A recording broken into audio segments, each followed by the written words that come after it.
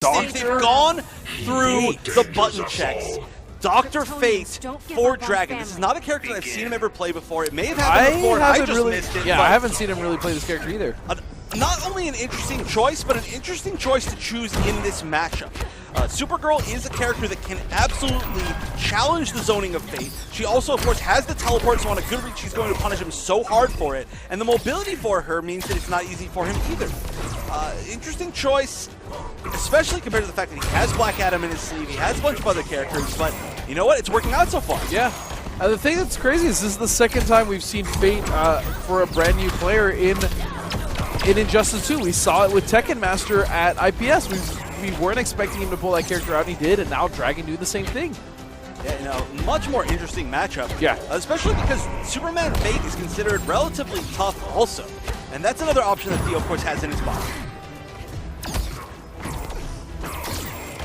And there we go. That's one of the toughest things for Fate. Oh, my goodness! I do like this, though. Honestly, so much damage has come from Dragon just playing good neutral. And Dragon actually converting into the traded Onk, which is one of the things that we actually don't see too many conversions into. A lot of Fates, they try to build up their little Onks as opposed to the glyph. Little baby, and use those baby Onks. Yeah, the baby Onks. But here we go. Theo has got Dragon in the spot that he wants him. He's going to be able to pressure in the corner. That's where Supergirl is easily the scariest. Yeah. I mean, she's scary everywhere, though, but yeah, especially in the corner. She's scary in the corner because if she hits you with a combo, you have to sit there for like 30 seconds while watching it, yeah. And now it does damage. Nice background bounce, jump 2. It's going to be a hard knockdown. No mix-up, Theo just backing up. I don't think I've ever seen Theo actually go for a mix-up. Theo's strength lies in his patience and his fundamentals. I mean, easily. Oh, that's a punish. Nice conversion. Although that was what he meant to do at all. He set up the damage field and then walked into it. If he was outside of trade, at least he would have got a little bit of life back, but that literally was useless for him. I think he might have also spent meter. Not sure. But you know what? Dragon's keeping this close. Oh my goodness. Good damage coming in, all unclashable. Pressure now. Theo getting some chip in there, about evening it up. Look at these air baits. I think on the way back, we should see something from Dragon. Oh, this is going to be so much damage. Keeping it unclashable. Theo just trying to chip out. He's only got 1 or 2 laser shots left before he's out, though. And what? Oh, no more clash available. What a challenge. Yeah, that was very well done by Theo. And are we going to see the switch? No, Dragon in Winners Finals sticking again with Fate? I don't know what's going on. Do we have some other players sitting behind the stage playing for Dragon? I don't know. And these decisions, of like character decisions, have also been like really just strange all throughout the tournament, right? It's yeah. I mean, especially this, and then of course Foxy earlier in the day. Yeah, Foxy. Yeah. Very confusing. Actually, if any of you out there have seen Dragon play Fate at all before, tell me on Twitter, because I literally have never seen it, and I'm wondering if this is just something that I've missed. Because, of course, Dragon does play quite a few characters. You know, he's even played Wonder Woman, which we haven't seen too much of this weekend, or even at all. And Aquaman, we haven't seen it all in top 8. And that's the character he actually used the most to get to top 8. That's true. Here, yeah. But, you know, his Fate's looking really good. He's kept it very close to even with Theo. Unfortunately, only getting hit by one of those fireballs, but here we go. And taking the first life bar again. I think he's taken the first life bar both games so far. Just so many forward 2 into glyph checks. Dragon has actually hit those more than they've been blocked, which is extremely impressive. Right. He does also have 4 bars as well, and he is going to retain all 4 going into the final life bar here. Oh, stuffing out the full trait laser. That's going to waste so many resources from Theo. And finally, we're seeing a teleport. If that was meter burn, that would have been a lot of damage, but it wasn't. Yeah, that's another interesting thing. When Dragon is meter burning the fireballs, I don't see Theo, or I wonder if Theo could even just jump back and then air dash and react with the teleport while he's still throwing those out. I have no idea. I think it's a good chance, but Theo just hasn't even tried for it.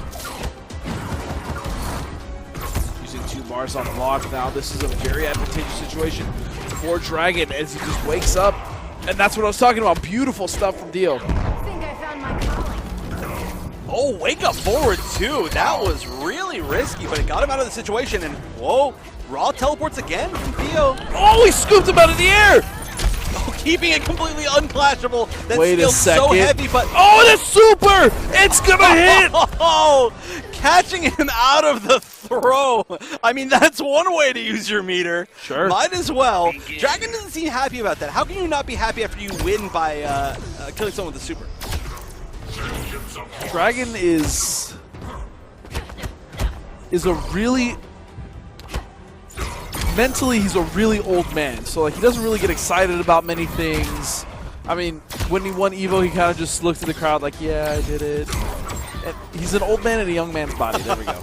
All right, and I do have Airvidal telling me on Twitter that he did actually pick him up on Monday, and he used him in grand finals of Wednesday Night Fights. So I actually wasn't able to see that match. I assumed that it was going to be Aquaman against Batman again against Nubcakes, but apparently he used Fate, and he won the whole thing, eliminating Nubcakes. And I guess he's just gelling with the character. Wow, and beautiful pressure now coming out of Theo. And this is that long corner combo you were talking about, Evan.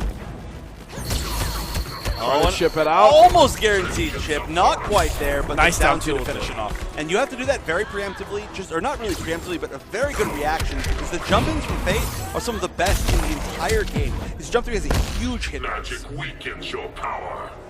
I'm gonna prove you wrong.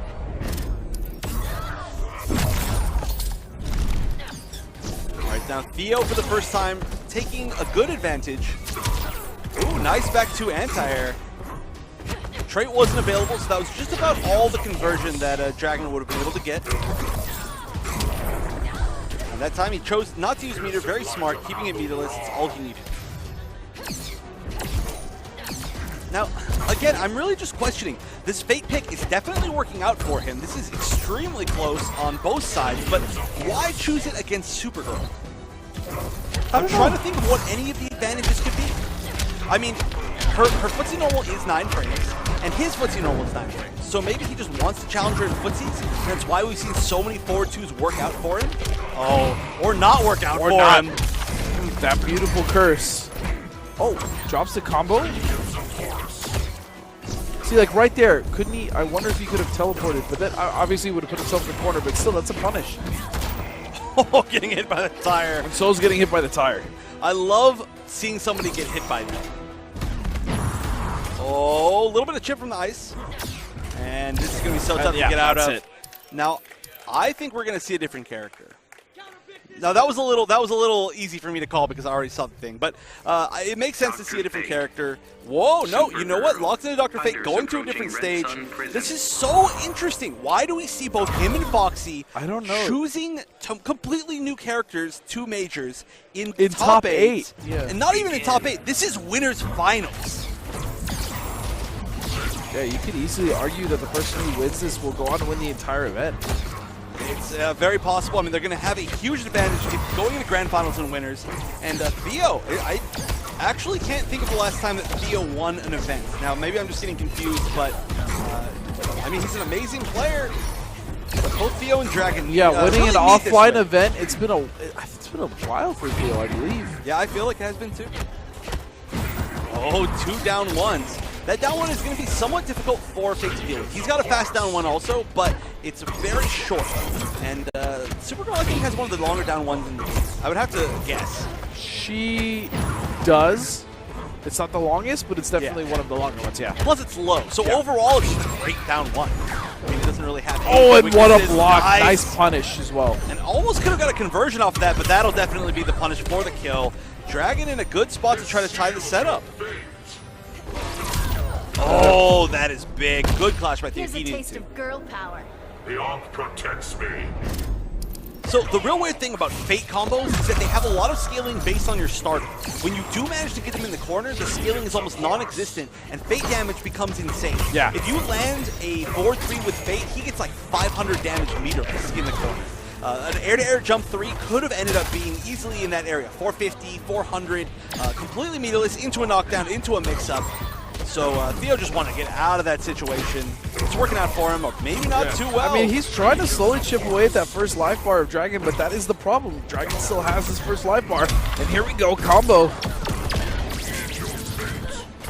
I love that string. And there we go. We are finally seeing the Yeah. teleport. We've seen teleports coming out a little bit more and more as the set goes on. I mean, I'm not even like really suggesting that he even teleports like a bunch, but when he does have the ability to, especially after being in the air when those meter burn orbs are coming out, I mean, that's a free punish. That is. Oh, and this is going to be. Oh, that should be a punish. No, not quite able to punish it. Oh, he your hit face! The orb! He just went face first into Fate's orb. No! Oh, it's unfortunate. I would not be surprised if we saw switch to Superman. We do. And this is going to go to Game 5 of Winter Finals here at SoCal Regionals.